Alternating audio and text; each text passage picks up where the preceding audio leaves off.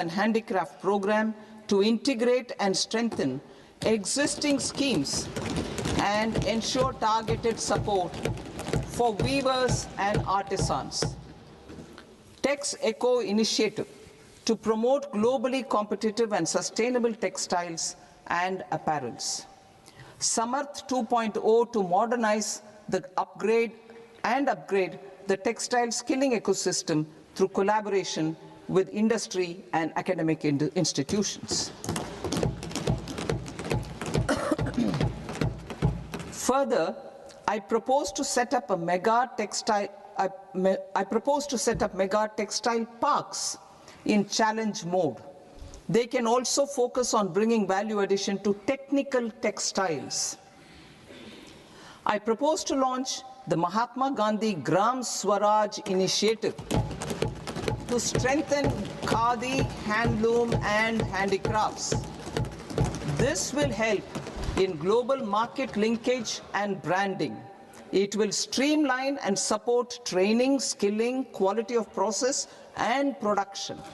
This will benefit our weavers, village industries, one district, one product ODOP initiative, and also our rural youth.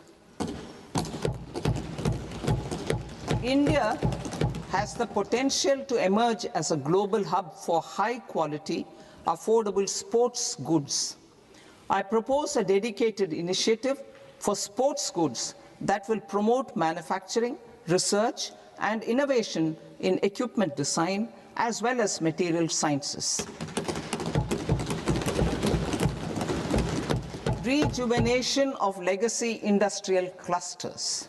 I propose to introduce a scheme to revive 200 legacy industrial clusters to improve their cost competitiveness and efficiency through infrastructure and technology upgradation.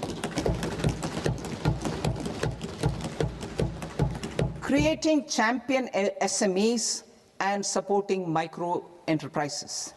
Recognizing MSMEs as a vital engine of growth, I propose a three-pronged approach to help them grow as champions. Equity support. I propose to introduce a dedicated 10,000 crores SME growth fund to create future champions, incentivizing enterprises based on select criteria. I also propose to top up the Self-Reliant India Fund set up in 2021 with 2,000 crores to continue support to micro enterprises and maintain their access to risk capital. Liquidity support. With TREADS, more than 7 lakh crore has been made available to MSMEs. To leverage its full potential, I propose 4 measures. 1. Mandate TREADS as the transaction settlement platform for all purchases from MSMEs by CPSEs, serving as a benchmark for other corporates. 2. Introduce a credit guarantee support mechanism through CGTMSE for invoice discounting on TREADS platform. 3. Link GEM with TREADS for sharing information with financiers about government purchases from MSMEs, encouraging cheaper and quicker financing. 4. Introduce TREADS receivables as asset-backed securities, helping develop a secondary market, enhancing liquidity and settlement of transactions.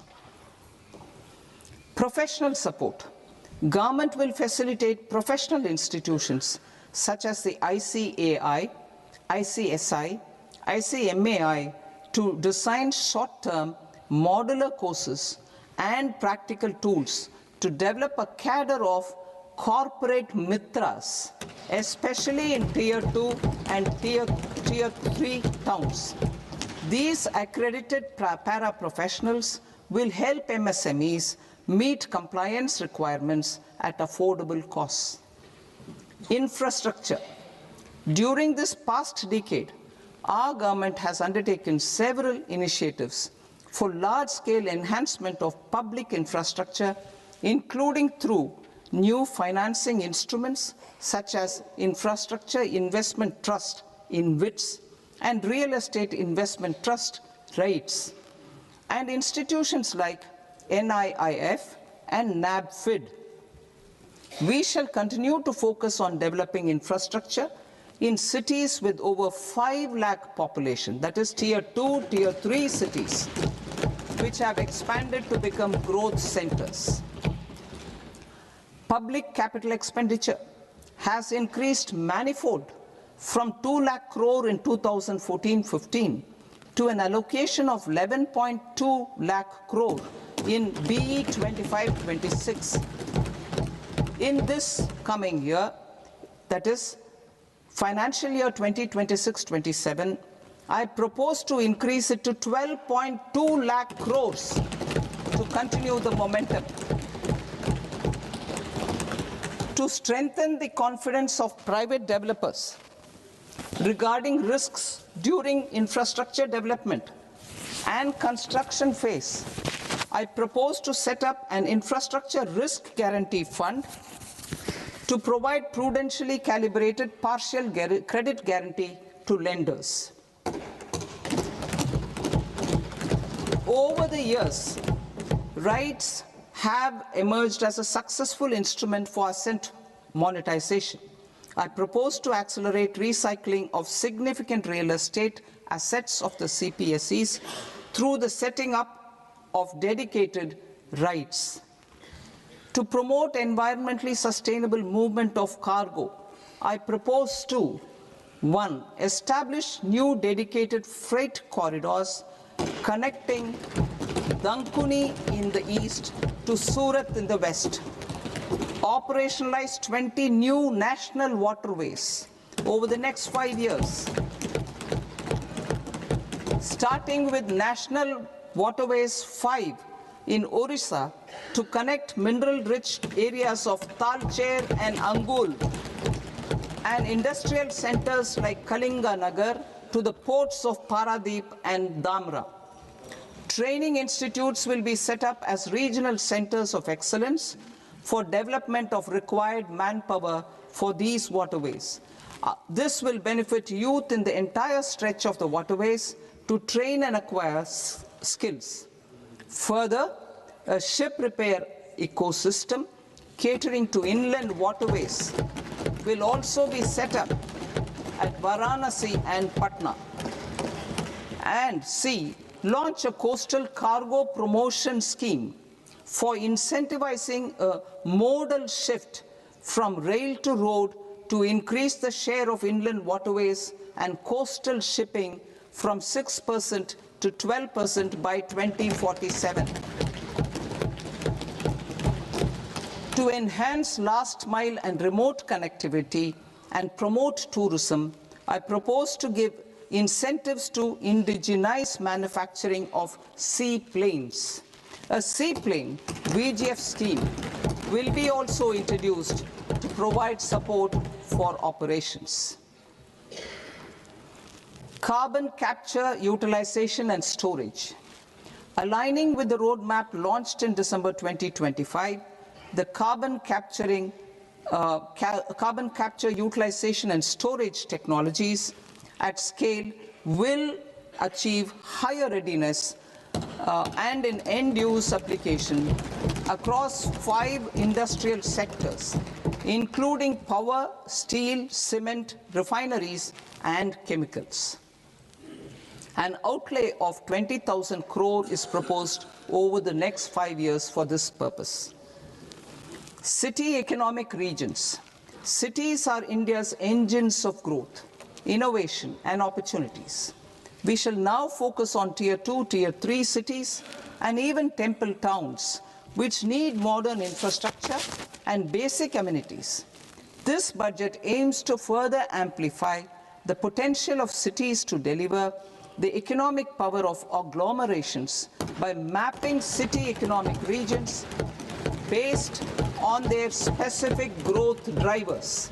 An allocation of 5,000 crore per CER over 5 years is proposed for implementing their plans through a challenge mode with a reform-cum result-based financing mechanism.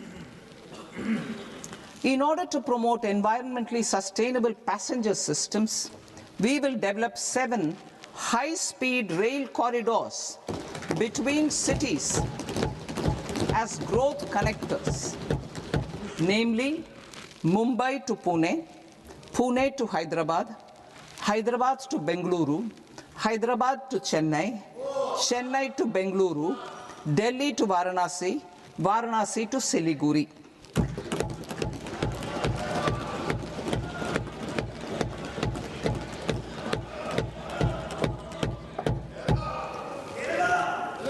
Financial sector. The Indian banking sector today is characterized by strong balance sheet, historic highs in profitability, improved asset quality, and coverage exceeding 98% of villages in the country.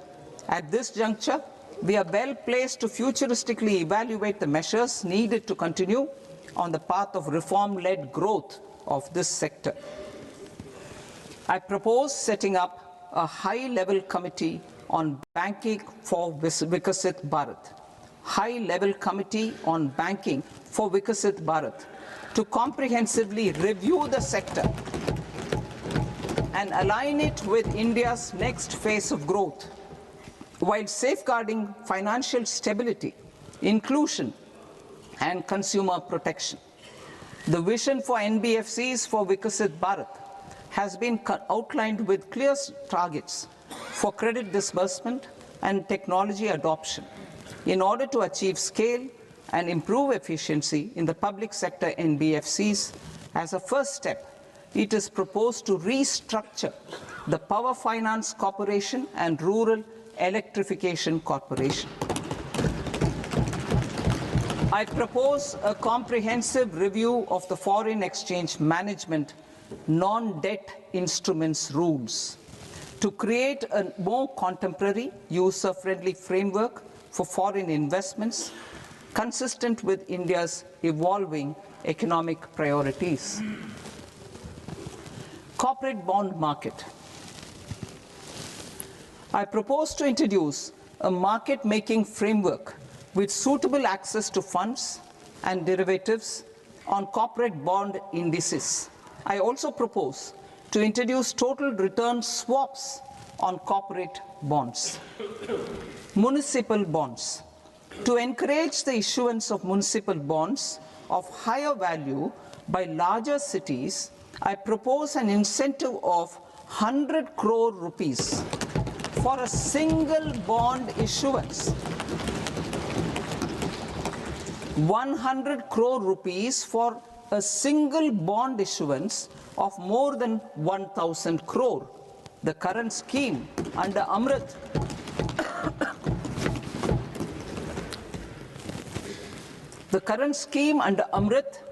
which incentivizes issuances up to 200 crores only, will also continue to support smaller and medium towns. That will also continue to support the smaller and medium towns. Ease of doing business. Individual persons resident outside India, PROI, will be permitted to invest in equity instruments of listed Indian companies through the Portfolio Investment Scheme.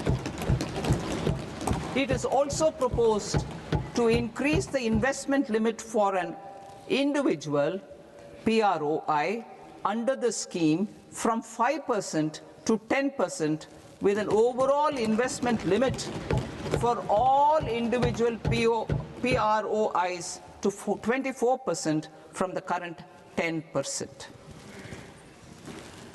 Emerging technologies including AI. 21st century is technology driven. Adoption of technology is for the benefit of all people. Farmers in the field, women in STEM, youth keen to upskill, and Divyangjan to access newer opportunities. The government has taken several steps to support new technologies through AI Mission, National Quantum Mission, Anusandhan National Research Fund, and Research and Development and Innovation Fund. Our second kartavya is to fulfill aspirations and build capacities. Close to 25 crore individuals have come out of multi-dimensional poverty through a decade of our government's sustained and reform-oriented efforts.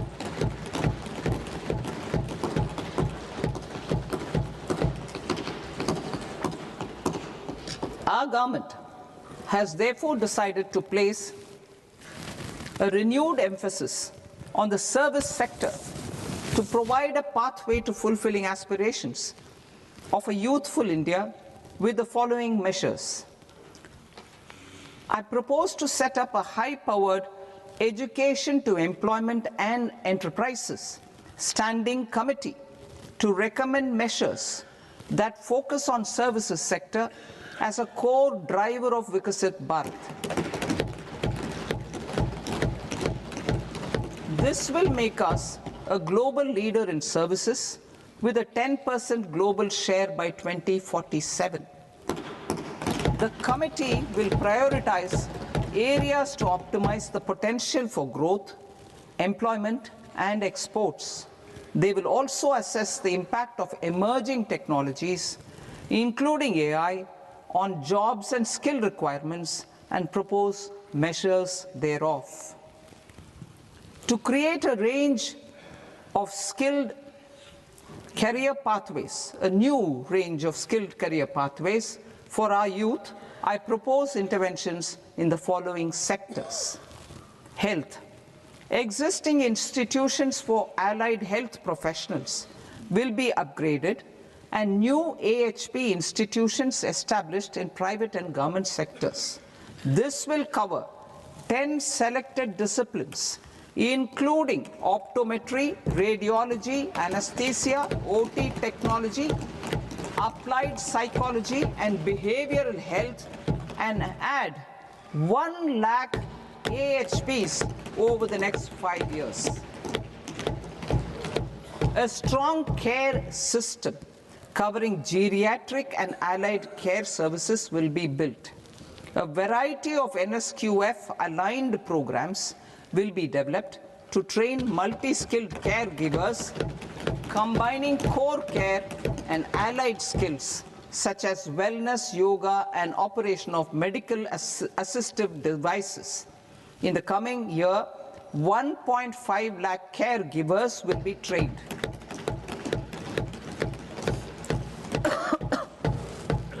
Hubs for medical value tourism. To promote India as a hub for medical tourism services, I propose to launch a scheme to support states in establishing 5 regional medical hubs in partnership with the private sector. These hubs will serve as integrated healthcare complexes that combine medical, educational, and research facilities.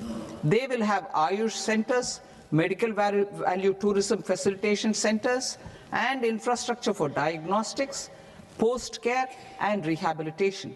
These hubs will provide diverse opportunities, job opportunities for health professionals, including doctors and AHPs. Ancient Indian yoga, already respected in several parts of the world, was given a mass global recognition when Honorable Prime Minister took it to the UN. Post-COVID, Ayurveda gained a similar global acceptance and recognition. Exporting quality Ayurveda products helps farmers who grow the herbs and youth who process the products. To meet growing global demand, a few more steps are being taken. I propose to 1.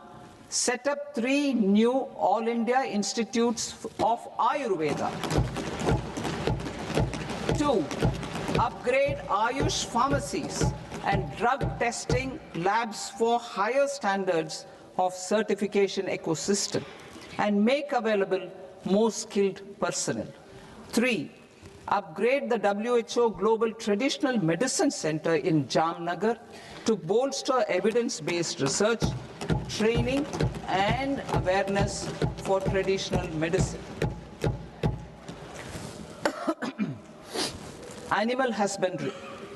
Livestock contributes to close to 16% of farm income, including of poor and marginal households. To scale up availability of veterinary professionals by more than 20,000, I propose to roll out a loan-linked capital subsidy support scheme for establishment of veterinary and para-veterinary colleges, veterinary hospitals, diagnostic laboratories, and breeding facilities in private sector. Collaboration between Indian and foreign institutions will also be facilitated. Orange economy. India's animation, visual effects, gaming and comics sector, AVGC sector, is a growing industry projected to require 2 million professionals by 2030. I propose to support the Indian Institute of Creative Technologies, Mumbai, in setting up AVGC content creator labs in 15,000 secondary schools all over the country and 500 colleges. The Indian design industry is expanding rapidly, and yet there is a shortage of Indian designers. I propose to establish, through Challenge Route, a new National Institute of Design to boost design education and development in the eastern region of India. Education. Our government will support states through Challenge Route in creating 5 university townships in the vicinity of major industrial and logistics corridors. These planned academic zones will host multiple universities, colleges, and research institutions, skill centers, and residential complexes. In higher education, STEM institutions, prolonged hours of study and laboratory work pose some challenges for girl students. Through VGF, Viability Gap Funding and capital support, one girls' hostel will be established in every district.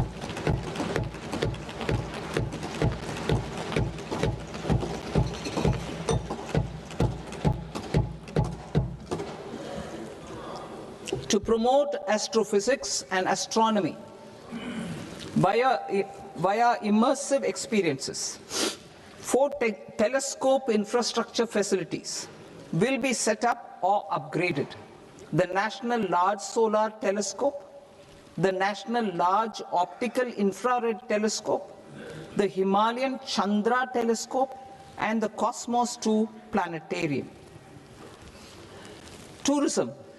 The tourism sector has the potential to play a large role in the employment generation, forex earnings, and expanding the local economy. I propose to set up a National Institute of Hospitality by upgrading the existing National Council for Hotel Management and Catering Technology.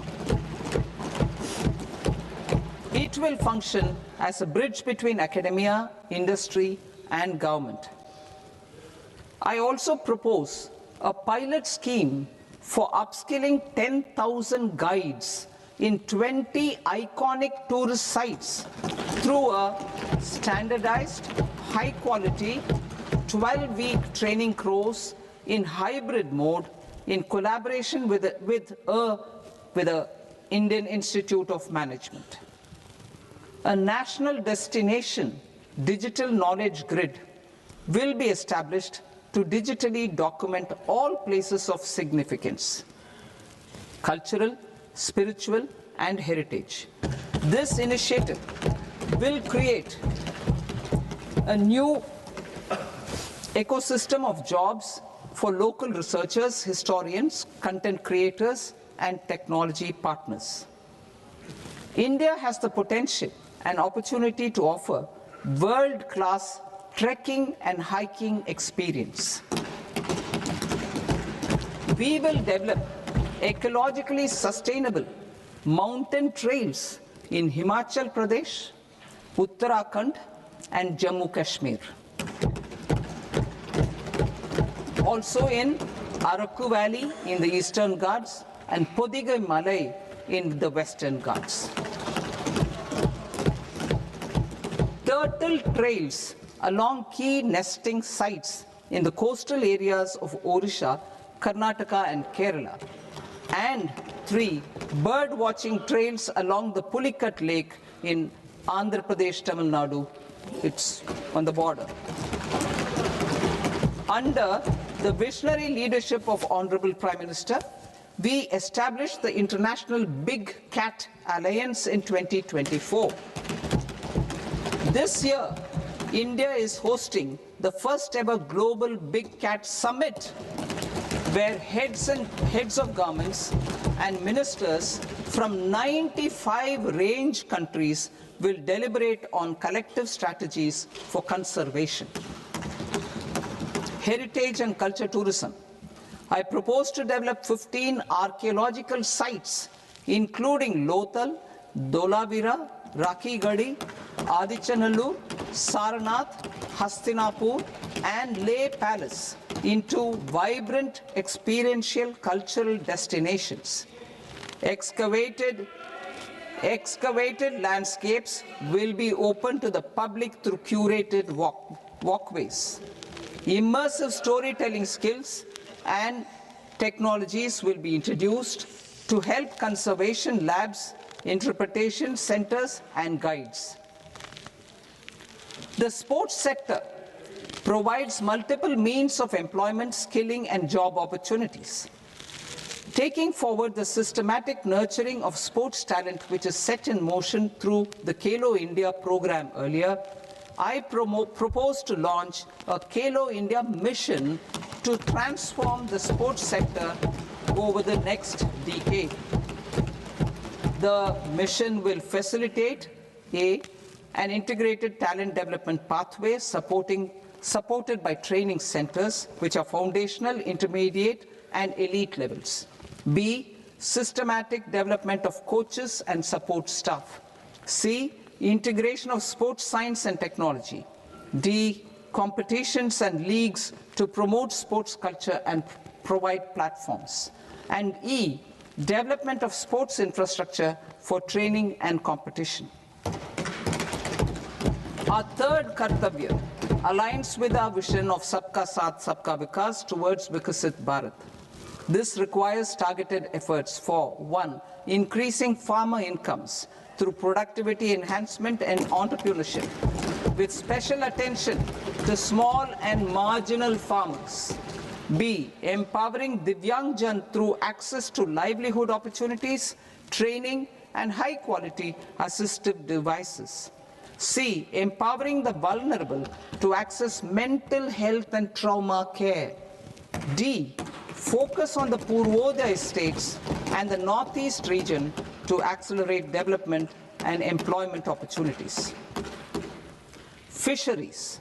We will undertake initiatives for integrated development of 500 reservoirs and Amrit Sarovars. 2, strengthen the fisheries value chain in coastal areas and enable market linkages involving startups and women-led groups together with fish farmer producer organizations. Animal husbandry. To provide quality employment opportunities in rural and peri-urban areas, we will support the animal husbandry sector in entrepreneurship development through A, credit-linked subsidy program, B, scaling up and modernization of livestock enterprises, C, enhanced creation of livestock, dairy, and poultry enhanced creation of livestock, dairy, and poultry-focused integrated value chains, and D, encourage creation of livestock farmer-producer organizations. High-value agriculture. to diversify farm outputs, increase productivity, enhance farmers' incomes, and create new employment opportunities, we will support high-value crops such as coconut, sandalwood, cocoa, cashew in the coastal areas, agar trees in northeast, and nuts such as almonds, walnuts, and pine nuts in our hilly regions. These, all of them, will be supported. India is the world's largest producer of coconuts. About 30 million people, including nearly 10 million farmers, depend on coconuts for their livelihood. To further enhance competitiveness in coconut production, I propose a coconut promotion scheme to increase production and enhance productivity through various interventions, including replacing and non-productive trees with new saplings or plants or varieties in major coconut growing states. A dedicated program is proposed for Indian cashew and cocoa to make India self-reliant in raw cashew and coconut production and processing, enhance export competitiveness, and transform Indian cashew and Indian cocoa into premium global brands by 2030. Sandalwood. Sandalwood is closely linked to India's social and cultural heritage. Our government will partner with state governments to promote focused cultivation and post-harvest processing to restore the glory of the Indian sandalwood ecosystem, to rejuvenate old, low-yielding orchards, and expand high-density cultivation of walnuts, almonds, and pine nuts. We will support a dedicated program to enhance farmer incomes and in bringing value addition by engaging youth. Bharat Vistar, that is virtually integrated system to access agricultural resources. I propose to launch Bharat Vistar, a multilingual AI tool that shall integrate the AgriStack portals and the ICAR package on agricultural practices with AI systems. This will enhance farm productivity, enable better decisions for farmers, and reduce risk by providing customized advisory support. She Marts for rural women-led enterprises. Building on the success of Lakpati Didi program, I propose to help women take the next step from credit-linked livelihoods to being owners of enterprises. Self-help entrepreneur, She Marts will be set up as community-owned retail outlets within the cluster-level federations through enhanced and innovative financing instruments. Empowering Divyangjan. Divyangjan Kaushal Yojana. Information technology, AVGC sectors, hospitality and food and beverages sectors often offer task-oriented and process-driven roles which are suitable for Divyangjan. We will ensure dignified livelihood opportunities through industry-relevant and customized training specific to each Divyangjan group. Divyang Sahara Yojana. Timely access to high-quality assistive devices for all eligible Divyangjan is a fundamental need. I propose to 1. Support the Artificial Limbs Manufacturing Corporation of India, ALIMCO, to set up and to scale up production of assistive devices, invest in R&D and AI integration, strengthen PM Divyasha Kendras, and support setting up of assistive technology marts as modern retail style centers where Divyangjan and senior citizens can see, try, and purchase assistive products. Reaffirming our commitment to mental health and trauma care. There are no national institutes for mental health care in North India. We will therefore set up a NIMHANS 2 and also upgrade national mental health institutes in Ranchi and in Tezpur as regional apex institutions. Emergencies expose families, particularly the poor and vulnerable, to unexpected expenditure. We will strengthen and increase these capacities by 50% in district hospitals by establishing emergency and trauma care centers. Focus on Purvodaya states and northeastern regions. Purvodaya, I propose the development of an integrated East Coast industrial corridor with a well-connected node at Durgapur, creation of 5 tourism destinations in 5 Purvodaya states, and the provision of 4,000 e-buses. Buddhist sites in northeastern region. The northeastern region is a civilizational confluence of Theravada and Mahayana or Vajrayana traditions.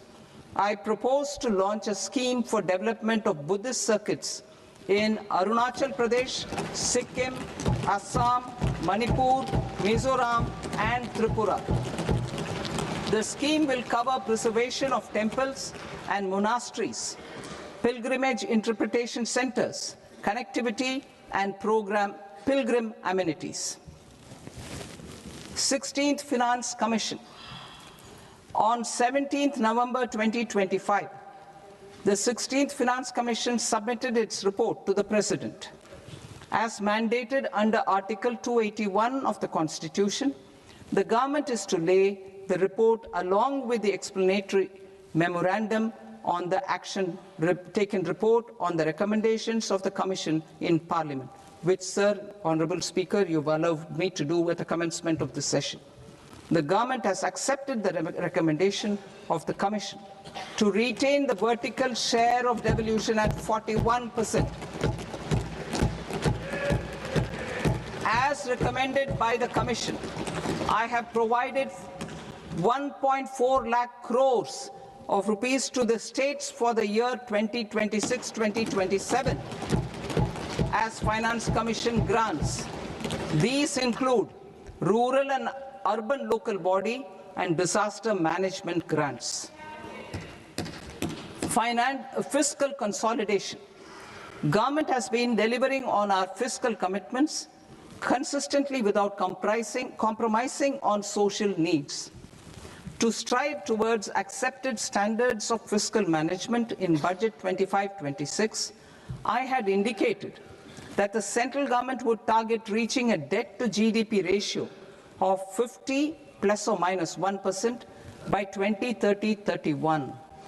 In line with this, the debt to GDP ratio is estimated to be 55.6% of GDP in BE 26-27, compared to 56.1% of GDP in RE 25-26. A declining debt to GDP ratio will gradually free up resources for priority sector lending and expenditure by reducing the outgo on interest payments.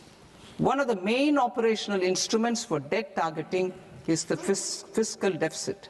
I am happy to inform this august House that I fulfilled my commitment made in 2021-2022 to reduce fiscal deficit below 4.5% of GDP by 25-26. In RE 25-26, the fiscal deficit has been estimated at par with BE of 2025-26 at 4.4% of GDP. In line with the new fiscal prudence path of debt consolidation, the fiscal deficit in BE 26-27 is estimated to be 4.3% of the GDP.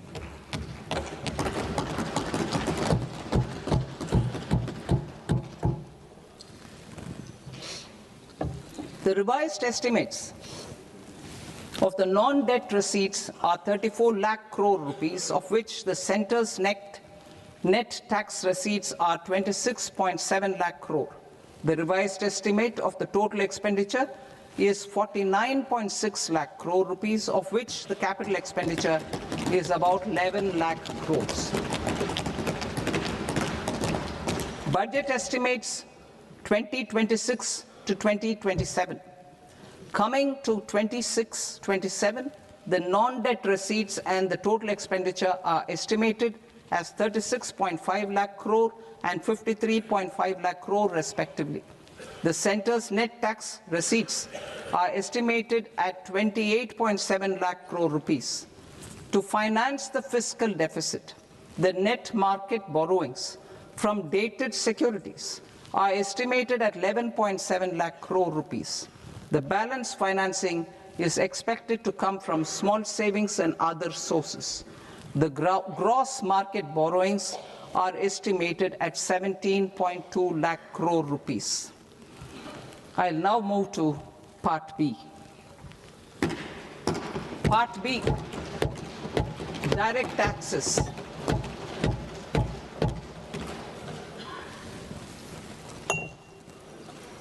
Honorable Speaker, sir, I now present my proposals on direct taxes. New Income Tax Act.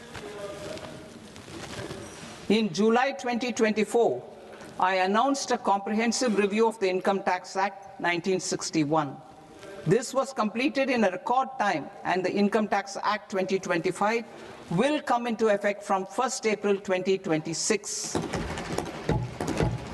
The simplified income tax rules and forms will be notified shortly, giving adequate time to taxpayers to acquaint themselves with its requirements. The forms have been redesigned such that ordinary citizens can comply without difficulty.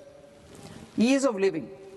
I propose that any interest awarded by the Motor Accident Claims Tribunal to a natural person will be exempt from income tax, and any TDS on this account will be done away with. I propose to reduce TCS rate on the sale of overseas tour program package from the current 5% and 20% to 2% without any stipulation of amount. I propose to reduce TCS rate for pursuing education and for medical purposes under the Liberalized Remittance Scheme, popularly known as LRS, from 5% to 2%.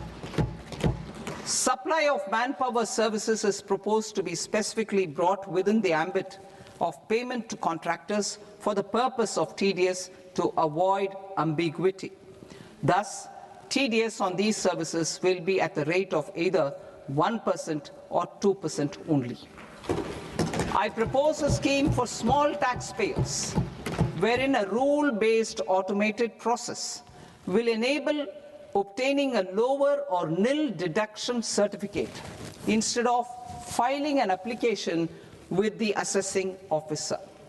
For the ease of taxpayer holding securities in multiple companies, I propose to enable depositories to accept Form 15G or Form 15H from the investor and provide it directly to various relevant companies. I propose to extend time available for revising returns from 31st December to up to 31st March with the payment of a nominal fee. I also propose to stagger the timeline for filing of tax returns. Individuals with ITR 1 and ITR 2 returns will continue to file till 31st July, and non-audit business cases or trusts are proposed to be allowed time till 31st August. TDS on sale of immovable property by a non-resident is proposed to be deducted and deposited through resident buyers and his or her PAN-based challan instead of requiring a TAN, which is a temporary accounting number. To address practical issues of small taxpayers like students, young professionals, tech employees, relocated NRIs, and such others, I propose to introduce a one-time 6-month foreign asset disclosure scheme for these taxpayers to disclose income or assets below a certain size. This scheme would be applicable for two categories of taxpayers, namely, A, who did not disclose their overseas income or assets, and B, who disclosed their overseas income and or paid due tax but could not declare the asset acquired. For category A, the limit of undisclosed income or asset is proposed to be up to 1 crore rupees. They need to pay 30% of fair market value of asset or 30% of undisclosed income as tax and 30% as additional income tax in lieu of penalty and would thereby get immunity from prosecution. For category B, asset value is proposed to be up to 5 crore rupees. Here, immunity from both penalty and prosecution will be available with a payment of fee of 1 lakh rupees. Rationalizing penalty and prosecution. Multiplicity of proceedings are hindrance to the ease of doing business. I propose to integrate assessment and penalty proceedings by way of a common order for both. There will be no interest liability on the taxpayer on the penalty amount for the period of appeal before the first appellate authority, irrespective of the outcome of appeal process. Further, quantum of prepayment is being reduced from 20% to 10% and will continue to be calculated only on core tax demand. As an additional measure for reducing litigation, I propose to allow taxpayers to update their returns even after reassessment proceedings have been initiated and an additional 10% tax rate over and above the rate applicable for the relevant year. The assessing officer will then use only this updated return in his proceedings. There is already a framework for immunity from penalty and prosecution in the cases of underreporting. I propose to apply this framework for immunity to misreporting too. However, in such a case, the taxpayer will need to pay 100% of the tax amount as an additional income tax over and above the tax and interest due. Penalties for certain technical defaults, such as failure to get accounts audited, non-furnishing of transfer pricing audit report, and default in furnishing statement for financial transactions are proposed to be converted into fee.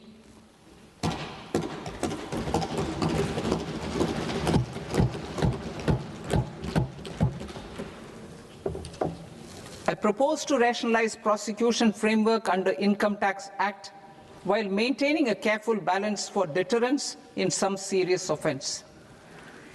Non-production of books of account and documents and requirement of TDS payment where payment is made in kind are being decriminalized. Further, minor offences will attract fine only. The remaining prosecutions will be graded commensurate with the quantum of offence. They will entail only simple imprisonment with maximum imprisonment reduced to 2 years and power to courts to convert even those into fines. There is no penalty. There is no penalty presently for non-disclosure of non-immovable foreign assets with aggregate value less than 20 lakh rupees. I propose to also provide them with immunity from prosecution with retrospective effect from 1/10/2024.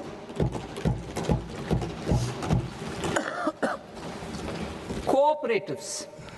Deduction is already allowed to a primary cooperative society engaged in supplying milk, oilseeds, fruits or vegetables raised or grown by its members. I propose to extend this deduction to also include supply of cattle feed and cotton seed produced by its members. I propose to allow inter-cooperative society dividend income as deduction under the new tax regime to the extent it is further distributed to its members. I further propose to allow exemption for a period of 3 years to dividend income received by a notified national cooperative federation on their investments made in companies up to 31/1/2026. This exemption would be allowed only for dividends further distributed to its member cooperatives. Supporting IT sector as India's growth engine. India is a global leader in software development services, IT-enabled services, knowledge process outsourcing services, and contract R&D services relating to software development. These businesses and their segments are quite interconnected with each other. All these services are proposed to be clubbed under a single category of information technology services with a common safe harbor margin of 15.5% applicable to all. The threshold for availing safe harbor for IT services is being enhanced substantially from 300 crore rupees to 2,000 crore rupees. Safe harbor for IT services shall be approved by an automated rule-driven process without any need for tax officer to examine and accept the application. Once applied by an IT services company, the same safe harbor can be continued for a period of 5 years at a stretch at its choice. For IT services companies who want to conclude advanced pricing agreement, APA, I propose to fast-track unilateral APA process for IT services and endeavor to conclude it within a period of 2 years. The period of 2 years can be extended by a further period of 6 months on taxpayers' request. I propose to extend the facility of modified returns available to the entity entering APA to its associated entities also. Attracting global business and investment. Recognizing the need to enable critical infrastructure and boost investment in data centers, I propose to provide tax holiday till 2047 to any foreign company that provides cloud services to customers globally by using data center services from India. It will, however, need to provide services to Indian customers through an Indian reseller entity. I also propose to provide a safe harbor of 15% on cost in case the company providing data center services from India is a related entity.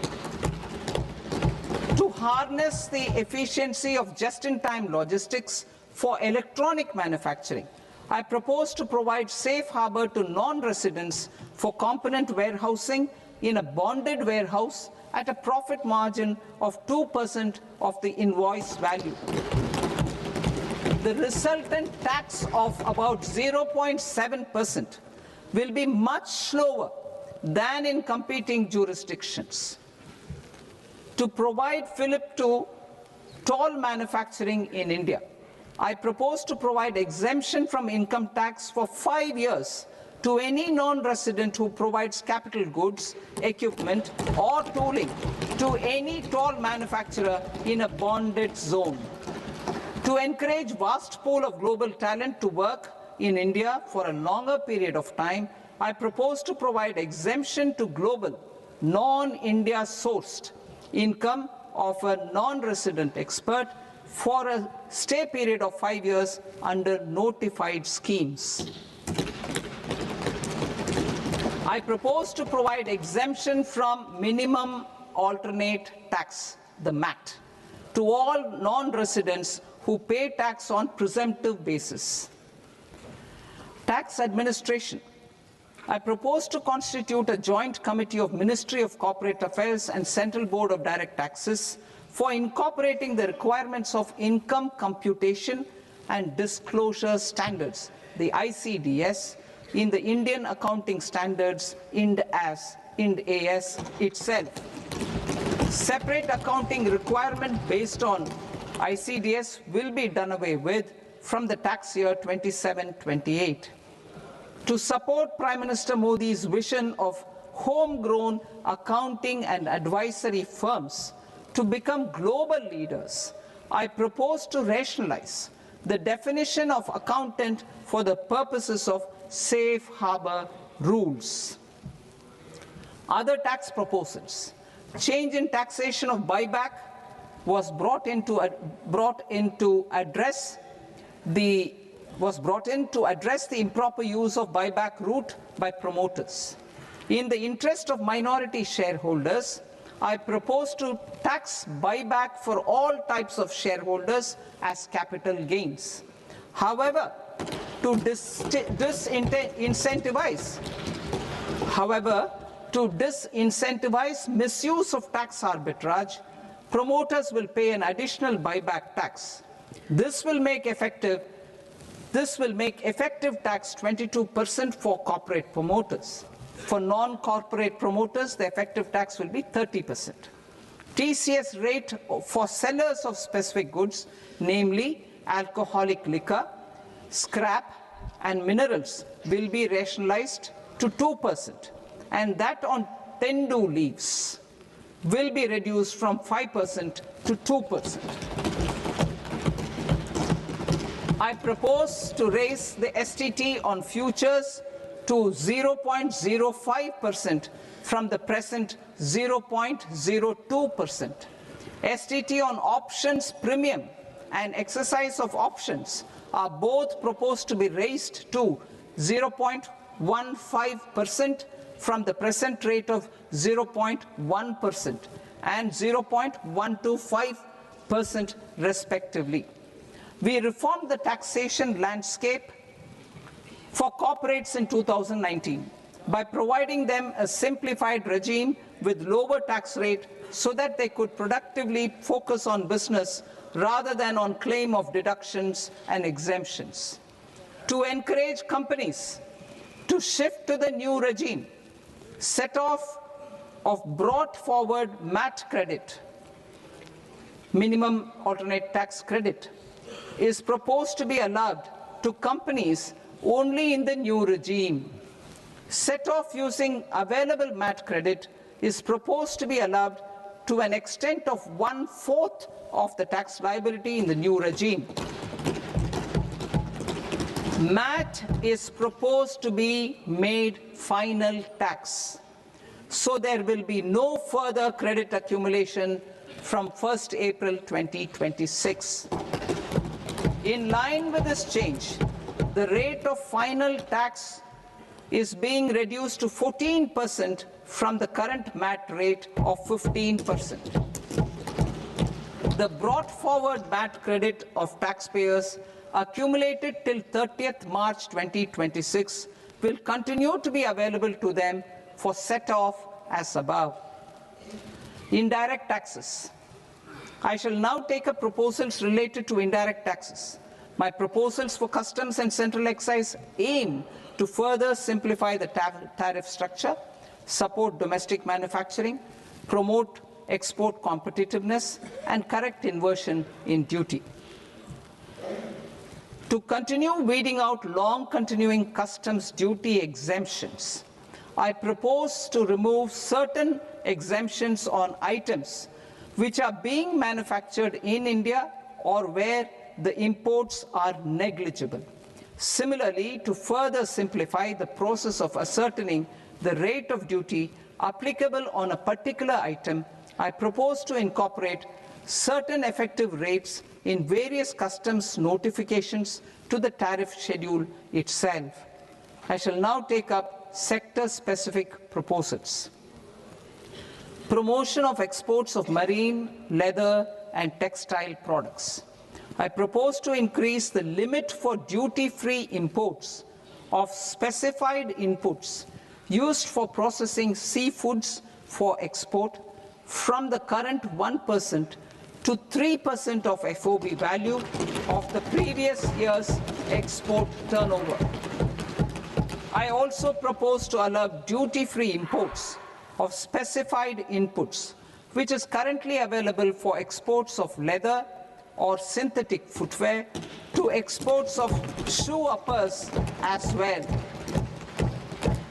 I propose to extend the time period for export of final product from the existing 6 months to 1 year for exporters of leather or textile garments, leather or synthetic footwear, and other leather products.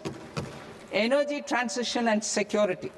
I propose to extend the basic customs duty exemption given to capital goods used for manufacturing lithium-ion cells for batteries to those used for manufacturing lithium-ion cells for battery energy storage systems also. I propose to exempt basic customs duty on import of sodium antimonate for use in manufacture of solar glass. Nuclear power. I propose to extend the existing basic customs duty exemption on imports of goods required for nuclear power projects till the year 2035 and expand it for all nuclear plants irrespective of their capacity. Critical minerals. It is proposed to provide basic customs duty exemption to the import of capital goods required for the processing of critical minerals in India. Biogas blended CNG.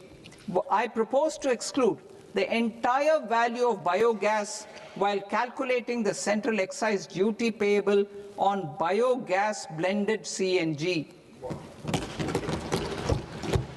Civil and defense aviation.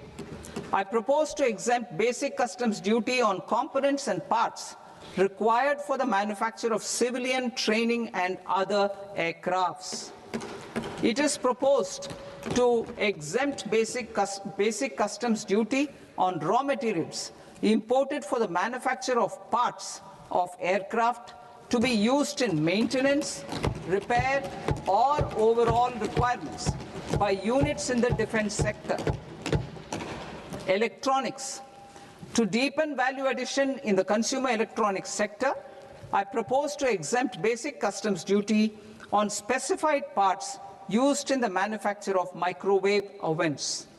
Special economic zone. To address the concerns arising about utilization of capacity by manufacturing units in the special economic zones due to global trade disruptions, I propose as a special one-time measure to facilitate sales by eligible manufacturing units in SEZs to the domestic tariff area at concessional rates of duty. The quantity of such sales will be limited to a prescribed proportion of their exports. Necessary regulatory changes will be undertaken to operationalize the measures while ensuring level playing field for the units working in the DTA. Ease of living. To rationalize the customs duty structure for goods imported for personal use, I propose to reduce the tariff rate on all dutiable goods imported for personal use from 20% to 10%. To provide relief to patients, particularly those suffering from cancer, I propose to exempt basic customs duty on 17 drugs or medicines. I propose also to add 7 more rare diseases for the purposes of exempting import duties on personal imports of drugs, medicines, and food for special medical purposes used in their treatment. Customs process. India's role and share in the global trade is poised for a major leap in line with our ambition and journey towards Viksit Bharat. In this regard, I propose many measures for custom processes to have minimal intervention for smoother and faster movement of goods and greater certainty to the trade. trust-based systems. I propose to enhance duty deferral period for Tier 2 and Tier 3 authorized economic operators, known as AEOs, from 15 days to 30 days.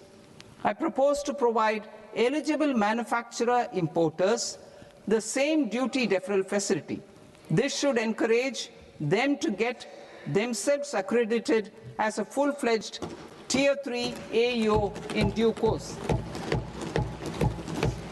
To provide greater certainty and for better business planning, I propose to extend validity period of advance ruling binding on customs from the present 3 years to 5 years. In the spirit of the whole of government approach,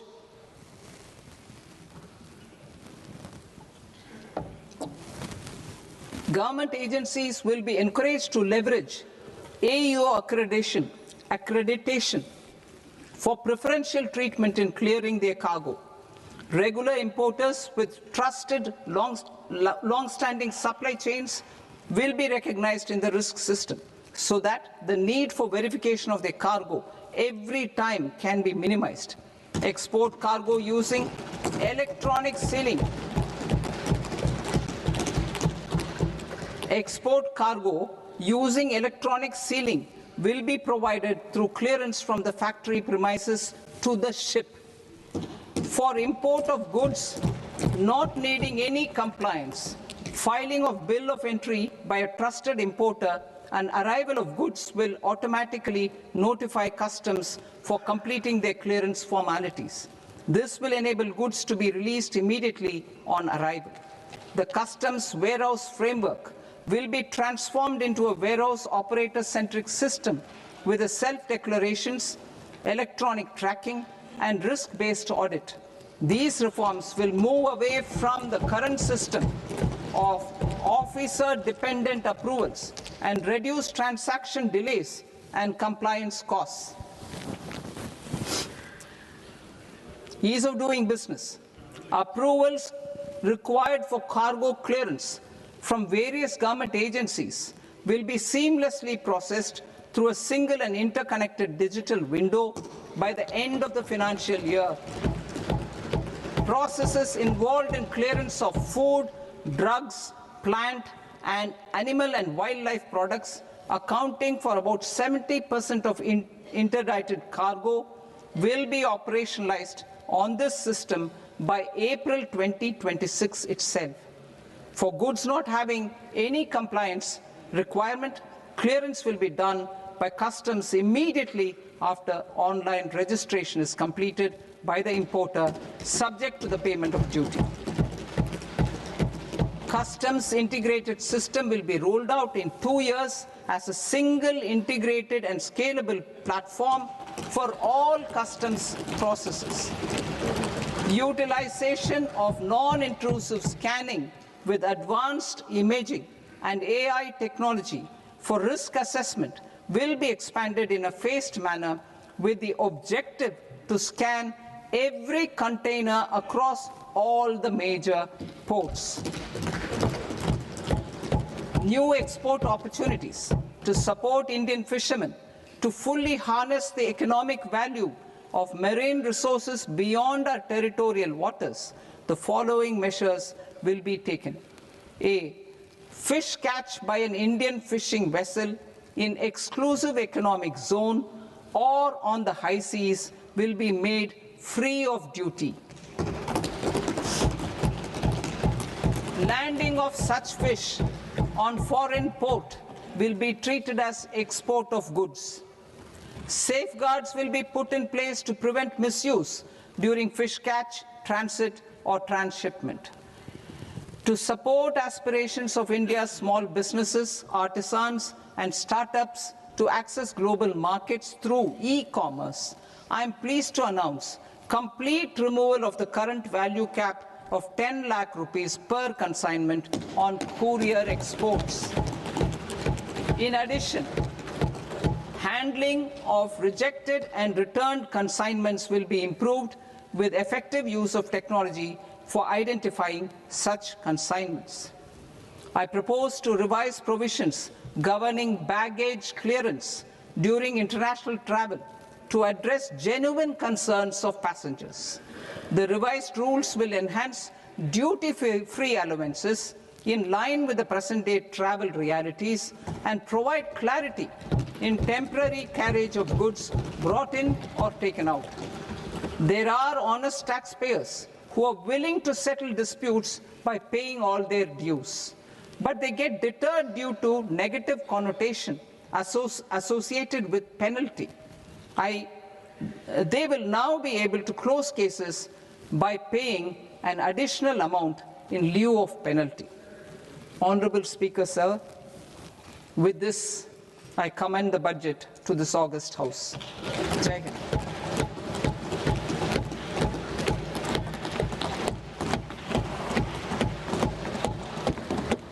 One and a half hours. Item number 3, माननीय वित्त मंत्री जी.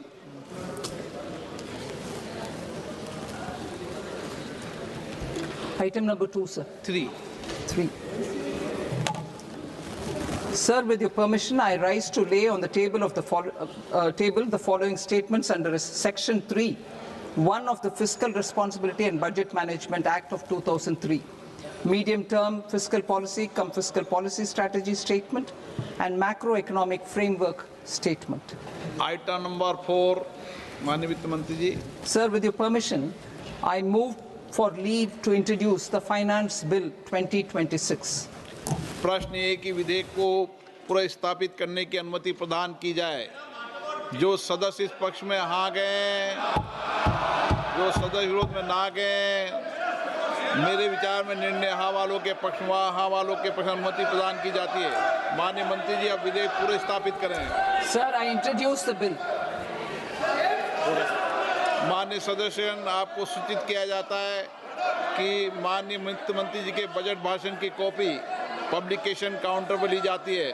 Budget भाषण और budget से संबंधित दस्तावेज आपके mobile phone और मेंबर पोर्टल्स पर ही उपलब्ध है. सभा की कार्रवाई कल सोमवार दिनांक 2 फरवरी 2026 को प्राप्त 11 बजे तक के लिए स्थगित की जाती है.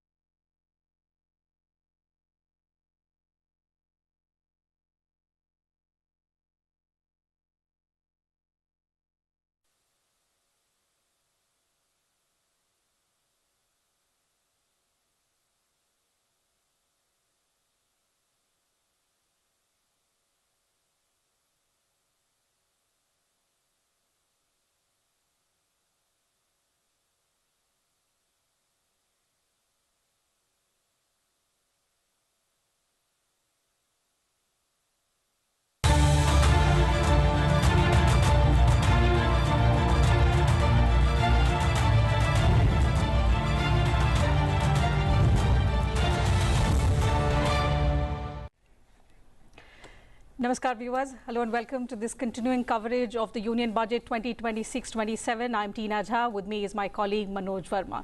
So you heard the Finance Minister Nirmala Sitharaman presenting the Union Budget 2026-27, also introducing the Finance Bill. She's become, in fact, she's वो करीब 30% ऑफ द ग्लोबल इकोनॉमी में हमारा बिल्कुल इजी एक्सेस होगा, स्पेशली ईयू के एफटीए होने के बाद. और जो टेक्नोलॉजिकल इंटीग्रेशन है इसमें डेफिनेटली काफ़ी फाइनेंस की ज़रूरत है। तो उस पे हमें एक इकोसिस्टम तैयार करना पड़ेगा। और हमने देखा है कि सरकार का जो बजट जितने भी अभी तक आए हैं, कभी हमने ये नहीं देखा कि ये जो बजट हैं पॉपुलिज्म पे बेस्ड हैं। हमेशा जो सरकार के बजट रहे हैं वो सिर्फ ग्रोथ ओरिएंटेड रहे हैं। स्पेशली जो इस टाइम सबसे ज़्यादा अच्छे बजट की ज़रूरत है, सिर्फ ग्रोथ ही नहीं बल्कि एम्प्लॉयमेंट लेड ग्रोथ की देश में ज़रूरत है, क्योंकि हमारे 65% युवा इस देश में हैं जो कि यंग हैं, और we are the youngest country in the world. तो हमारे पास जो टैलेंट है उसको कैसे, अभी स्किल की बात चल रही थी, तो कैसे भारत सिर्फ भारत के लिए ही नहीं पूरे विश्व के लिए कैसे एक टैलेंट पूल यहाँ पे हम बना सकते हैं। तो इन सब पे जो लॉन्ग टर्म आई थिंक इस चीज को कैसे हम विकसित भारत के थ्रू अलाइन करके और इस पूरे जो एक सिस्टमेटिक चेंजेस होंगे, स्ट्रक्चरल जो चेंजेस होंगे, तो ये बजट जो है इन सब प्रोसेसेस पे डेफिनेटली फोकस करेगा। At the same time agriculture हमारी इकोनॉमी का एक बहुत महत्वपूर्ण हिस्सा है। डेफिनेटली उस पे भी आज अगर देखें तो कैसे हम सस्टेनेबल प्रैक्टिसेस को उसमें अपनाएं किसानों को, और कैसे उनको टेक्नोलॉजी दें जिससे कि हमारी ज़मीन या जो उनके पास खेती करने की ज़मीन है उसको बढ़ा नहीं सकते, बट हमें प्रोडक्शन हमें ज़्यादा चाहिए, तो डेफिनेटली हमें टेक्नोलॉजी के थ्रू प्रोडक्टिविटी को बढ़ा सकते हैं। ओवरऑल मैं समझता हूँ ये जो तीन चार चीज़ें हैं, जैसे इंफ्रास्ट्रक्चर है, एमएसएमईज हैं, इंफ्रास्ट्रक्चर की बात करें तो सिर्फ फिजिकल इंफ्रास्ट्रक्चर नहीं, social infrastructure, technological infrastructure, digital infrastructure, इन सब इंफ्रास्ट्रक्चर में फोकस करने की जरूरत है। इंडिया के पास डेफिनेटली इतने सारे चैलेंजेस हैं, बट हमें कैसे उन चैलेंजेस के थ्रू नेविगेट करके फिजिकल प्रूडेंस बना के रखना है, ये बहुत बड़ा चैलेंज सरकार के पास है, और जो मैं समझता हूँ इतने सालों तक सरकार ने इसको बहुत अच्छी तरह से एड्रेस किया है। बिल्कुल। और इसी को अगर हम समझे प्रियदर्शी, क्योंकि आईएमएफ, वर्ल्ड बैंक दोनों कह रहे हैं कि ग्लोबल ग्रोथ जो है वो तो स्लो हो रही है, लेकिन इंडिया, भारत अभी भी फास्टेस्ट ग्रोइंग इकोनॉमी बना हुआ है।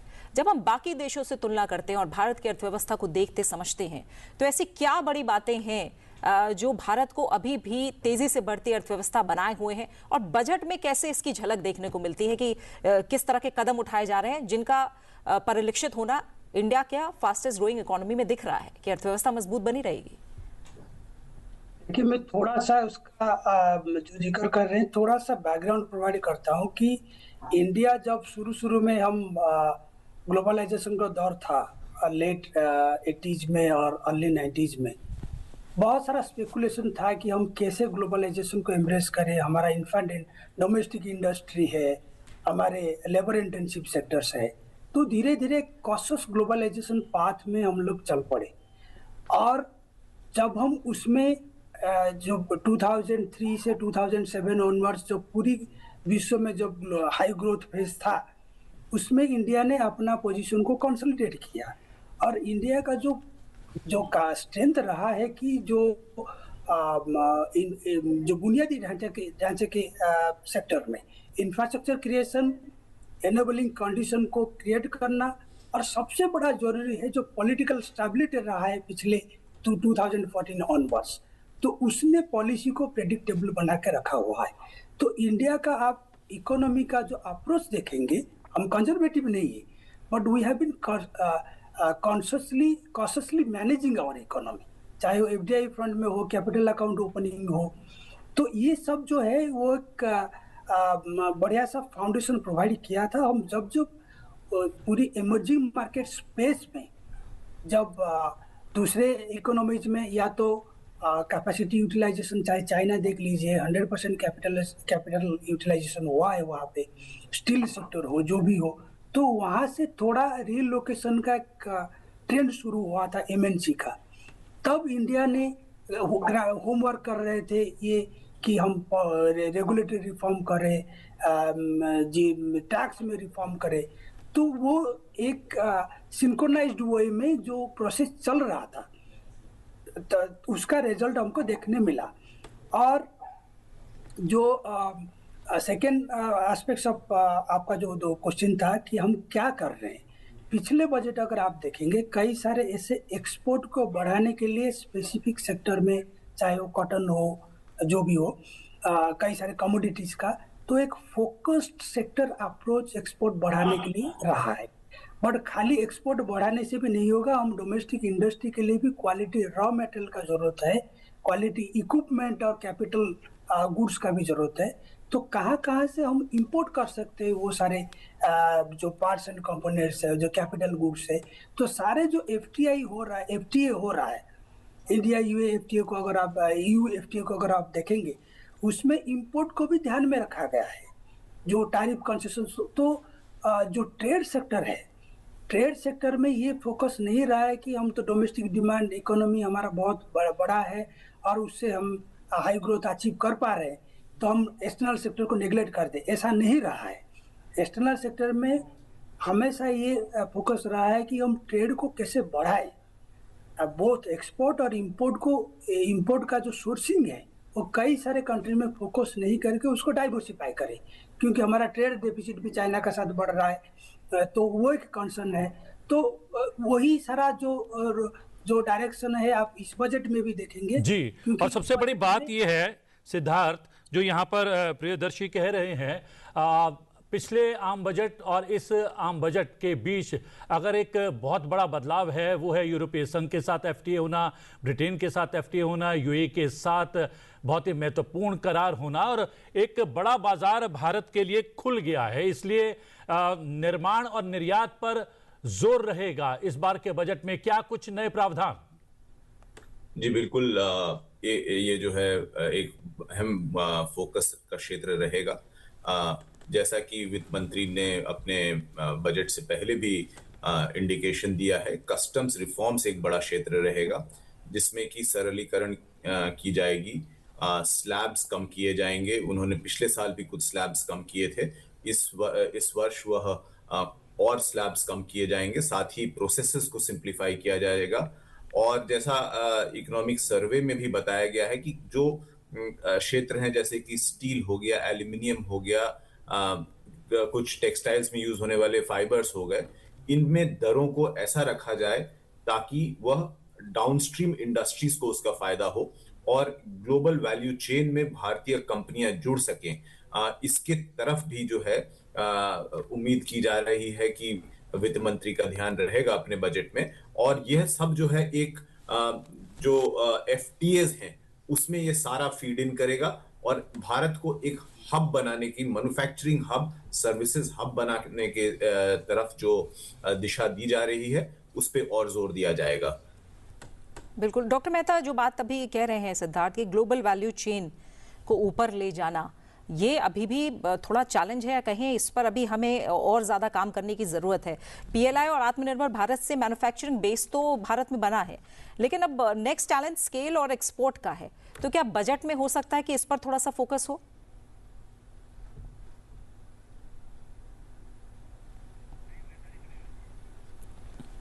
डॉक्टर मेहता नहीं है इस समय हमारे साथ जुड़े हुए। तो प्रियदर्शी, थोड़ा सा आप जो कंपैरिजन को लेकर समझा रहे थे, अभी अगर हम थोड़ा सा चैलेंजेस पर देखें या हम ये कहें, क्योंकि जब हम रिफॉर्म्स की बात करते हैं या जब हम बड़े कदमों की बात करते हैं तो ये एक बार या दो बार में होने वाली प्रक्रिया नहीं होती है, साल दर साल होना है, कॉन्टिन्यूस प्रोसेस है, लगातार चलने वाली प्रक्रिया है। ऐसे में क्या लग रहा है आपको अभी कौन सी ऐसी चुनौतियां, क्योंकि जैसे मैंने कहा कि अगर हम दुनिया के मुकाबले कंपेयर कर रहे हैं तो तमाम चुनौतियां वैश्विक स्तर पर बनी हुई हैं, ऐसे कौन से चैलेंजेस आपको नजर आ रहे हैं जिन पर तुरंत फोकस इस बार के बजट में हो सकता है? क्योंकि विजन कहीं ना कहीं 2047 का है, लेकिन साल दर साल उसकी तरफ कदम आगे बढ़ाने हैं। देखिए, सबसे बड़ा चैलेंज अभी सामने है कि जो जियोपॉलिटिकल अनसर्टेनिटी वो बहुत फास्ट मूविंग है, उसका रियल टाइम बेसिस में चेंज होता रहता है। तो कहीं फाइनेंशियल मार्केट जो है, जो ग्लोबल इन्वेस्टर है, वो इंडियन मार्केट को रिस्की ना समझे। तो वो सबसे बड़ा जरूरी डिसिप्लिन मेजर रहेगा बजट में। थोड़ा बहुत हिंट करेंगे क्योंकि बजट पूरी तरह से इस एस्पेक्ट्स को अपना इतना स्पेस नहीं देंगे इसमें, लेकिन ये जरूर वो देखेंगे कि जो हमारा अचीवमेंट रहा है फिस्कल मैनेजमेंट फ्रंट में वो फर्दर डिटोरिएट ना हो जाए, क्योंकि अभी जिस तरह का जियोपॉलिटिकल डेवलपमेंट है उसमें कुछ बोल नहीं सकते। एक बार पोर्टफोलियो इन्वेस्टमेंट का मैग्नीट्यूड जो आउटफ्लो बढ़ जाएगा और गोल्ड और सिल्वर प्राइसेस का आप तो सुने होंगे अभी जो चल रहा है, जो रैपिडली इवॉल्विंग प्राइसेस, तो ये क्या होगा, सडनली चेंज कर देगा जो इंडिया का जो परसेप्शन है इन द ग्लोबल मार्केट। तो इन्वेस्टर सेंटीमेंट को कैसे बरकरार रखे वो एक रिस्क फैक्टर है। सेकंड है कि जो एक्सपोर्ट फ्रंट में थोड़ा बहुत इस साल हमारा उपलब्धियां रहा है, अच्छा रहा है एक्सपोर्ट ग्रोथ, वो इसीलिए नहीं है कि Indian economy was much better than any other economy. इसका ये रहा है कि काफी सारा फ्रंट लोडिंग भी हुआ है कि यूएस ने टैरिफ अनाउंसमेंट कर दिया है, लेकिन वो अनाउंसमेंट को इम्प्लीमेंट करने में जो टाइम लैग था उसमें सप्लायर्स उसको सप्लाई को फ्रंट लोड कर दिए हैं और प्राइसेस इमीडिएटली बढ़ा नहीं है। तो वो भी एक फैक्टर है साथ साथ। तो उसको कैसे हम एक्सपोर्ट को इतना कंप्लेसेंट नहीं होके एक ऑर्गेनिक वे में एक्सपोर्ट ग्रोथ को मेंटेन रखें, इसके लिए कॉम्पिटिटिव सेक्टर में ध्यान देना है, एक्सपोर्ट को डाइवर्सिफाई करना है। जैसे हमारा ट्रेडिशनल सेक्टर रहा है एक्सपोर्ट में, जेम्स ज्वेलरी है, फार्मास्यूटिकल है, अब नया नया सेक्टर हमारा एक्सपोर्ट में आ रहा है, डिफेंस है, इलेक्ट्रिकल कंपोनेंट है, बहुत जल्दी हम सेमीकंडक्टर फ्रंट में भी ये करेंगे। तो ये सारे सेक्टर पे फोकस रहेगा। तो मुझे लग रहा है कि चैलेंजेस फ्रंट में जो एक्सटर्नल सेक्टर का टर्बुलेंस उसको मैनेज करना सबसे बड़ी चैलेंज रहेगा। सेकंड है कि जो मोमेंटम इन एक्सपोर्ट फ्रंट में है और जो investment foreign direct investment at least है जो ग्लोबल लेवल में कम हुआ है बिकॉज ऑफ दिस टर्बुलेंस, उसको कैसे हम प्रॉपर तरीके से हैंडल करें। बाकी फोकस रिफॉर्म एजेंडा में कलीग सारे बता रहे हैं कि इंफ्रास्ट्रक्चर में तो फोकस रहेगा रहेगा, तो डोमेस्टिक सेक्टर का स्ट्रेंथ को मेंटेन रखेंगे, पर जो बाहर एक्सटर्नल सेक्टर का चैलेंज है वो मेनली जियोपॉलिटिकल अनसर्टेनिटी को कैसे हैंडल करें